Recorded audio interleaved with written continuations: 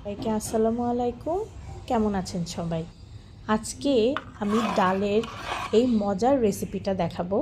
আপনারা সবাই বাসায় ডাল রান্না করেন, কিন্তু যদি ভিন্নভাবে একটু ডাল রান্না করেন তাহলে এই ডালটা দিয়েই আপনারা এক প্লেট ভাত অনায়াসে খেয়ে উঠে যেতে পারবেন।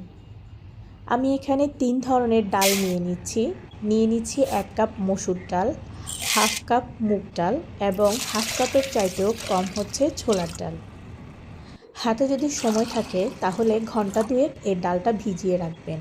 প্রয়োজন মতো পানি দিয়ে আমি ডালটা সিদ্ধ বসিয়ে দিচ্ছি আর দিয়ে দিচ্ছি 2টো তেজপাতা, অল্প একটু হলুদ, লবণ আর হচ্ছে আদা বাটা। আদা বাটা আপনারা চাইলে স্কিপ করতে পারেন, বাট দিলে ডালটা খুব সুন্দর সিদ্ধ হবে এবং ভালো একটা ফ্লেভারও অ্যাড হবে।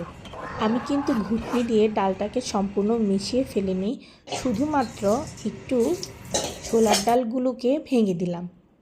এবার আমি চলে যাব ডালের মেইন জিনিস মানে তড়কাতে। এখানে একটু বেশি করেই নিয়ে নিলাম সয়াবিন তেল, দিয়ে দিলাম আধা চা চামচ জিরা, গোটা জিরা। এবার আমি দিয়ে দিচ্ছি শুকনো মরিচ 2টা চিড়ে, অনেকগুলো পেঁয়াজ আর অনেকগুলো রসুন কুচি।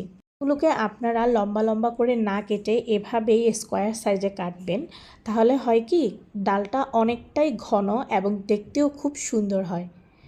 ডালটা আমার বাচ্চা খাবে, তাই আমি এখানে মরিচের গুঁড়া খুব একটা দেইনি। আপনারা চাইলে আরও অনেক বেশি মরিচের গুঁড়া দিতে পারেন, তাইলে সেক্ষেত্রে ডালটাও দেখতে একদম লাল লাল হবে।